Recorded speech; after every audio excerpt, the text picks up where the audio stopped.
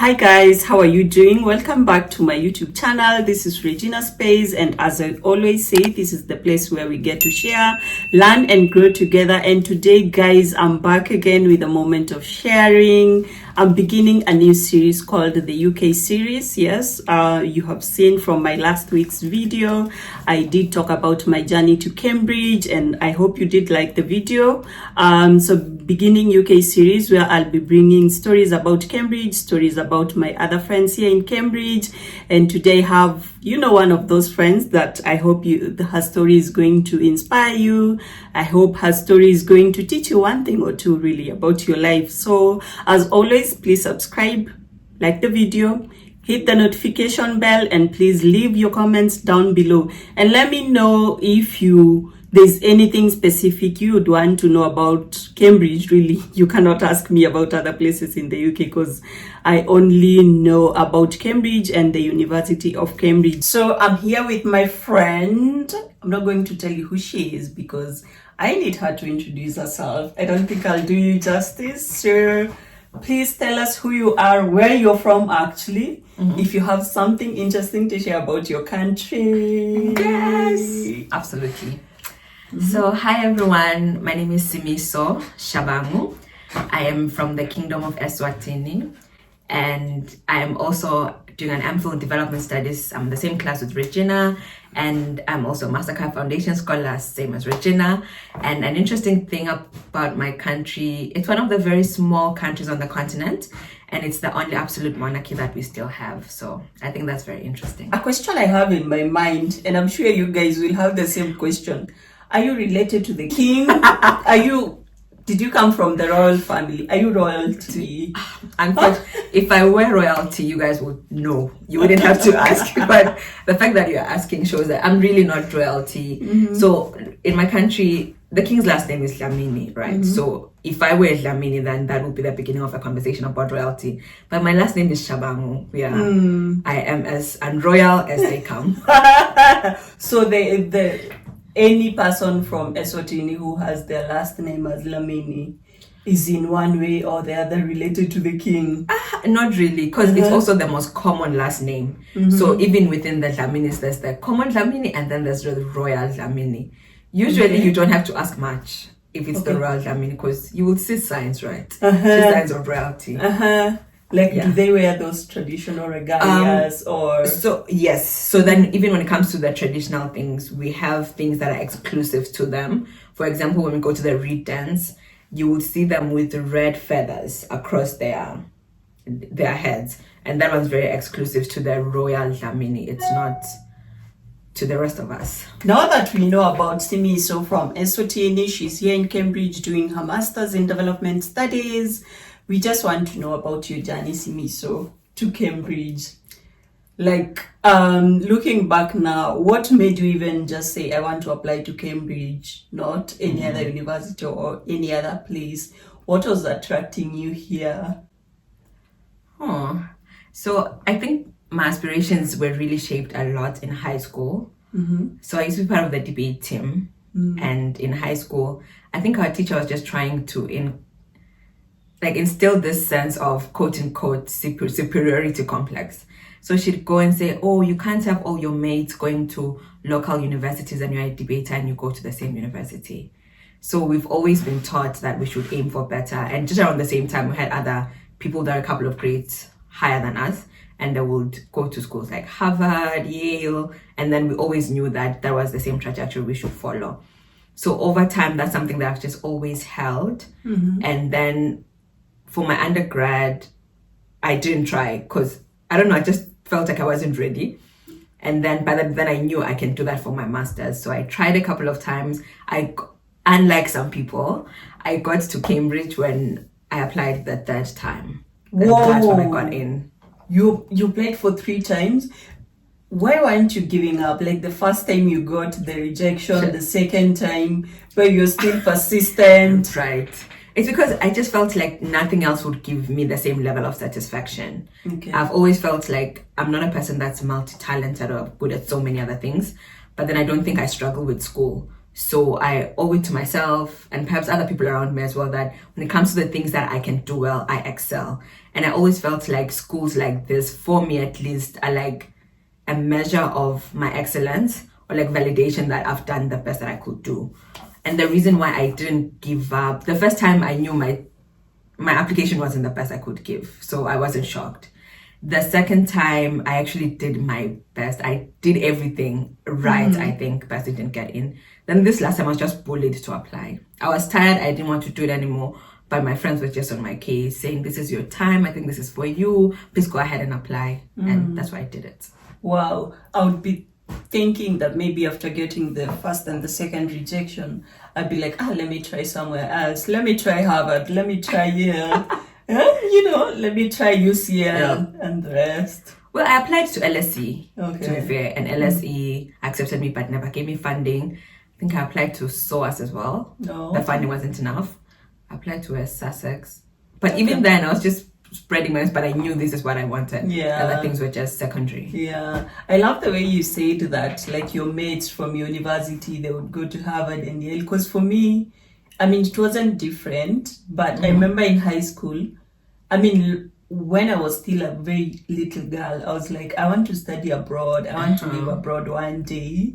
But of course, after high school, there was no way I was going to study abroad. There was no opportunity. Let me say that. But I was ready. I was ready. It's only that the opportunities were not coming. But now for my master's, I told myself, I've gone to this very good university. My mates have gone abroad. There's no way I'm going to do a master's here, so I better go abroad. And Cambridge, just the opportunity opened. I would say for me, the opportunity just opened up. Funding, of course. Very important. I got accepted. Very important. Actually, for me, the first requirement was I get funding, then we get the school. It's true. Yeah, because I had applied like to Sussex. I had applied to I can't remember where else, but I didn't have funding, and there's no way I was going to take it up. Anyway, thank you so much for sharing that. Really encouraging people that even if you get rejection the first, second, and even third time, don't give up, right? Don't give up, and please surround yourself with friends who are going to push you. Right. Around the application, you said the first time it wasn't the best. The second time you tried, and the third time you had given up. Like, what are the application tips perhaps you can share with someone who is planning to apply? Is there anything you feel you did different for the second and the third application? I think it was a bit of things that just happened subconsciously or more organically rather, because I think there's something about writing continuously that makes you get better without you realizing that you're actually getting better at this. Because even since I graduated in 2019, I'd been applying every year, and I think my storytelling skills were getting refined without me realizing it. So just keep on writing as much as you can. But then also, I think what changed this time around is I had gained more relevant experience. Back then, I think my application was more about what I aspired to do, but my experience wasn't really relevant for the course I wanted to take. But then this time around, I had worked with farmers in Ethiopia. I had done human-centered design research, and I had designed things that were more relevant to development. And we were planning to roll out a system where people can have access to finance, people can get funding for their projects, and the grand scheme of things improve their livelihood. And I think that experience was more relevant to what I wanted to do than what I had the first time or the second time. Okay, that makes sense. So keep writing. Yeah, actually, Cambridge, we write a lot. Do we tell them? Do we tell them the truth? Anyway, please, you have to come here and just experience it yourself. I'm just wondering, now when you got the conditional offer, that email, please tell me what was your reaction. Listen, I've known you for a short while, but I can tell that you get so excited. So you can just imagine when you go, congratulations. Yeah. And this is like, you see, February moving towards Valentine's, like February 8th, wrap up. Yeah. And that's how you're mentioning Valentine, and it's only next week. And it's only next week. So it's just around this time of the year. I feel like time last but let's go on. It's okay, my sister. Your time will come. So it was around this time. So I was in Addis, just you know when you've been in the same space feeling stuck for a very long time? Yeah. So this was me after work in a dark room. I think I had candles on, eating popcorn and drinking tea, which is me almost every day. And then around 8 p.m. thereabout, I check my emails to continue watching what I was watching. I was like, my heart. At first, I was so shocked. I remember saying, oh my God. I just started crying. I cried so much because I was like, finally, it was... One thing has gone right finally after waiting for so long. Especially when I least expected it to go right, because I was just so used to them rejecting me. So I was waiting, when is the next rejection? Or in place, I'd applied for 2. They already rejected me for 1. So I was like, when is this one coming? But when this email came, I think that one excited me even more than the scholarship one, because it was just the fact that finally my dreams were valid all along. Finally, your Cambridge material. Like, I know I am. Finally, they've given you the validation you're looking for. Honestly. I know. I can just imagine. I can't remember exactly where I was getting the email myself, but I remember it was, I think, in February, sometime in February, right? And even for me, I was in a situation where I felt stuck. Yeah. And I felt like one thing to go right for me, because I wanted to change my life seriously. I wanted to move things around. And when I got it, I was like, finally, my ticket! My ticket! Thank God. I'm not asking for too much. It's just this one thing. I got rejection for the funding I had applied for, I think a few days later. And the dream was shattered. It got shattered. Only for days later. Forgot to work things around. When your time has come. Nobody can stop it. I wasn't so worried about the funding. And I think I don't know if it's a bad thing that I hold, because in my head I was like, I'm from a small country, right? So if everyone is shouting diversity inclusion, like, see, Shimiso is the symbol. It begins with me. So it was just, I'm not sure if I would get in, but I knew that once I get in, I had a couple of options that would consider me. Okay. So I wasn't very worried about that. But getting in, I was the pounds we're paying here, I was worried about that. And I really thank God, because MasterCard got in touch with me, I think a few days later, and I did whatever they needed me to do. And after a few days, I'm like, congratulations! And I was like, there you are, Cambridge. Here we come. That's when I was at work. Because and I think at that point it was just, I got this assurance when I got the confirmation that, if God has started this, then he surely has everything else covered. I was so much at peace. So even when MasterCard came, and MasterCard came before Easter, right? And I kept on thinking to myself, okay, how is Easter gonna look like? Me not knowing if this is my last Easter in Addis or what. But when that email came before Easter, I was like, the praises I shout. Jesus. This is the reason why you died. And I'm so grateful that it came at that time, because then I was able to, quote unquote, get closure from the country. I knew every experience I had was my last Easter, my last this holiday. So it allowed me to enjoy myself before leaving. Something else before we move on. Did you tell people, like, yo guys, I'm just here for a few months. Please utilize me as much as you can, because I'm gonna leave you. So there were different compartments then. There were different compartments of people. So my colleagues were also part of the bullying. One of them even said, I'll write a recommendation for you.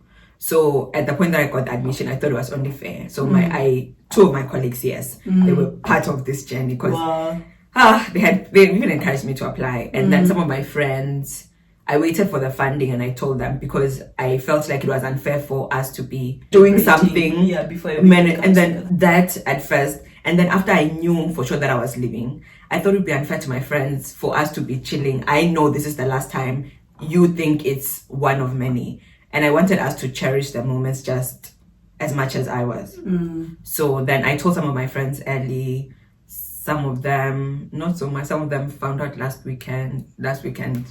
Petty. Not really. It's giving petty vibes. Different relationships for different people. Yeah. But even for me, I think, apart from my family, a few of my colleagues, and close friends. There are people who are knowing when I'm already here and I've spent months. Who don't even know I'm here. Exactly. They're just used to being away from home. Yeah, so. I think it's just like you've said, compartmentalized with, just get to know who you share with and who you don't share with. I'm just wondering, you had applied to Cambridge 3 times and now you're here. Did Cambridge meet your expectations, girl? I don't know. I think Cambridge really surpassed my expectation. Okay. Because I think what I didn't know for sure was the level of support that you are given towards the perceived or desired level of excellence. Because when I first came, I thought Cambridge is a place for smart people. I have to prove that I'm smart. I have to work so hard. But then I didn't know that once you get here, you just feel like you're an ordinary person, and you have supervisors, you have lecturers, you have different avenues through which you can get support, tutors, like academic tutors, college tutors, this and that, this support. And I didn't expect that. And I think that's something I'm really grateful for. And you have friends, like you have such good friends that you're like, are you sure we are Cambridge together? Are you sure we are living the dream? Like, is it us? I'm not saying, I can't mention names. Yeah. But it's not as hectic as I thought it would be. No, not as hectic it is. It's not as stressful and strenuous as I thought it'd be. Yeah. And I appreciate just a place that will allow you to love learning. And I've appreciated that. Yeah, I think even me, I would say Cambridge has really even surpassed my expectations. So yes, it is a place for smart people. All right, yeah, yes, don't joke. Very important. But those smart people are offered all the support needed for them to attain whatever it is they want to attain. Exactly. Yeah, like there are all those elements of support, which I think mostly lack in our institutions back at home. Let's tell the truth. You know, you have an academic tutor, a college tutor who is like your parent, offering pastoral support, which is very good. Yeah, and even now friends, and you know, we have libraries everywhere. Even if you go ask for direction or anything, I know, no one's going to like, what are you doing here? No, it's not our library aunties back home. No, it's not those. Like, they're very much. Did you have an auntie back in the library? Yeah, hello my darling. Hello my darling. And then like explain things to you properly, and you're just like, I'm coming back to this library. I want to study. Right. I'll pick up on my studying. Exactly. I want to be in the library. I want to be in the library. Yeah, and that's really what makes a difference. Because I don't think this is exclusively about intelligent people. It's just people that have maybe I would say academic prowess, but there's also a lot of support that then allows them to do so much better. Exactly. Not necessarily because they're that gifted. Yeah. And I think I've told you this before, that in so many ways this place for me has been so healing, especially on the learning part. So healing. You have so understanding professors, lecturers. I mean, no shade to our African teachers, no shade to our African professors. But here they even tell you sorry when they're late. And that lateness is not like this 30 minutes lateness. Exactly. Like 2 minutes lateness. Please, it's a 2 minutes lateness. Right. I'm sorry. Whenever you give your ideas or say something, then that's wrong. No. Nobody's shouting at you. Nobody's calling you names. No. Nobody's even embarrassing you. You can raise your hand and ask any question. You can say I'm lost. You can do exactly. And I think that's the reason we're even able to sign up for those optional classes. Yeah. Like, how are we signing for optional classes? It's because looking for extra classes to attend. And you can go to any department and you will not be shamed for anything. Exactly. And I think just eradicating shame from the learning process has really changed my perspective and my experience of learning new things. Same here. And because I think the lecturer, professors, teachers back at home, they are on a pedestal. That's how I feel like. They're on a certain pedestal. We are separate from them. They're smart. The way you address them, anything, you have to come correct. Right. And it's not that we are disrespectful, but sometimes you don't know. How do you want me to come correct? Like, I'm here to learn. Exactly. Where did I get this correctness from? Yeah. So for me, that has been so Healing. Please, all the traumas I have. Like all the names from primary school, I feel like this is finally the place where I like after this I would have forgiven all my teachers. I'm like, I'm sorry, you didn't know better. Didn't, thank you. That's how you were taught, and you were just reproducing what you had been taught. So it's okay. True. But now let's tell the truth. Is there anything that surprised you about the University of Cambridge? A couple of things, actually. Really? There's quite a number. There's a list. The whiteness. Like, as a person that grew up on the continent, I've always identified I'm Swazi, and that was enough. Yeah. But now I finally, like, I realize I'm black. Not because anyone has said it to me, but just because how white the space still is. My college, for example, they say they're one of the most diverse. The diverse colleges, but when you go to the dining hall, you're probably the only black person, and I'm confused by this diversity. Do they mean like English people, American people, Canadians, and that was the diversity they were talking about? But I think I just didn't think that when they said the word diverse university, they still meant that there's white. And also, even beyond the student representation, I think some of the traditions they have are still they're not what I had in mind. What did you have in mind? I don't see, like, I didn't expect my matriculation to feel like I was signing my life into a cult. Like, it felt very cultish.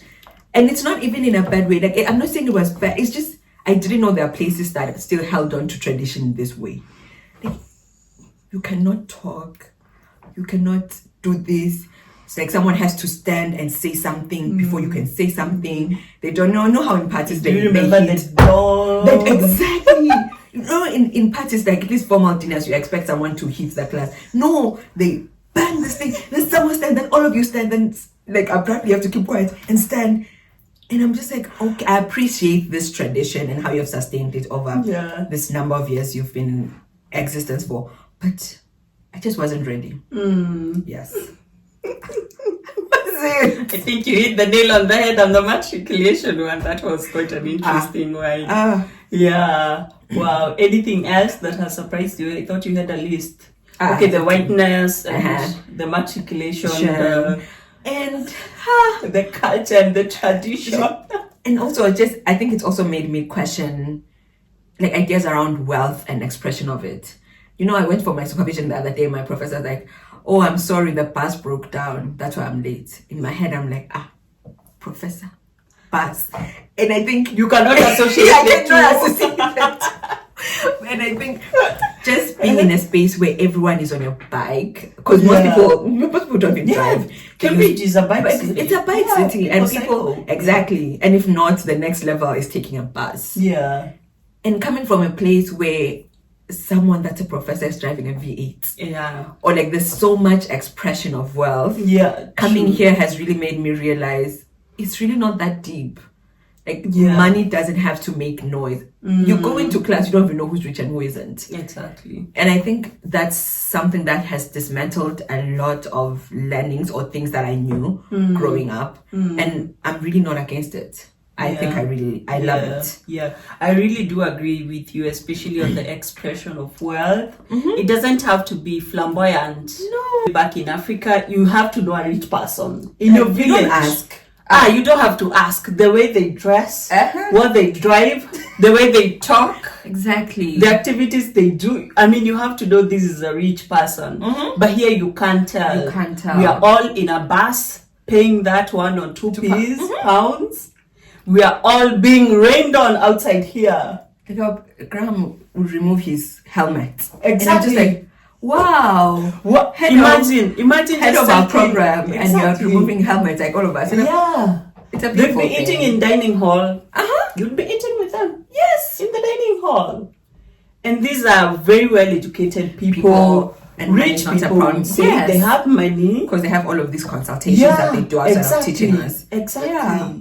But it doesn't have, that really tells a lot. So are you planning not to show your wealth back at home? When you get that Benz, that V8, that Range Rover? I think at home, it's not even entirely up to you. Oh, yeah. There's just... It's like somehow expected. It's at work. Yeah, because I remember my brother didn't have a car that was matching his level of income. his friends, his church people, everyone around him was on his case until he changed his car. Yeah. So I guess you don't have that And much even me nowadays, agency. people have been asking me, have you bought a car? Have you bought a... When are you getting a Right. car? And I'm like, I don't even like driving. Can we begin there? And it's just like, I don't need a car. Because I was like, whenever I go home, I'm like, people, I'm only home for this Christmas week. 2 weeks max out of a year. Why am I buying a car? Exactly. And it's I think the shame associated with not having one. Exactly. When they know you can afford one. Like, why are you not driving and you have the money? And I don't know where this policing is coming from. I know. Because even if you get the car, the next layer of why don't you have this? Exactly. Where's your husband? Yeah. Where's this? Where's this? Yeah. Like, wait, do you have a checklist? Talk about for me? husbands later. Please No, hold that. policing is Hold- everywhere. But it's our homeland. It's our homeland anyway. We are there. Understand, and we love you so much. So, any last words you'd want to share? Parting shot, any encouragement, whatever you have in your mind, you can speak to. You can look at that camera and speak to the people from Eswatini. Oh, can I speak into Swati? I'm kidding. I won't do it. No, I think. I don't know if I have like encouraging words, but what would I have wanted someone to tell me, or at least encourage me those times, is that these spaces are created for everyone, and I think more often than not we are the people that just disqualify ourselves from them because of all the perceptions we have in our head. So if you're interested, that is, it's okay also to not be interested. Like if you're interested, I would encourage people to just apply and ask for help, because at least once I got here, people would reach out to me and say, hey, I'm applying. Can you please edit my work? And I'd be willing to. And I know also MasterCard has a program like that. And I know other people that are also willing to help. So people are not as mean as you want. If you know someone that's studying what you want, just reach out. You'll be shocked by how much people are willing to help. Yeah. Actually, maybe just to add something else, when you were talking about whether Cambridge has met your expectations or not, I think this place has also restored my trust on humanity sometimes. Yes. Yes. That there are genuinely good people out there who wish you the best, who are there to support you, and they mean well. And that's it. They genuinely mean well, which is like really, really so good just to experience that authenticity. Anyway, thank you so much for coming to my YouTube channel. Thank you for having me. It's been lovely doing this with you. Plus the teddies are happy to be here. Yeah, the teddies, they are. Check them. Yeah.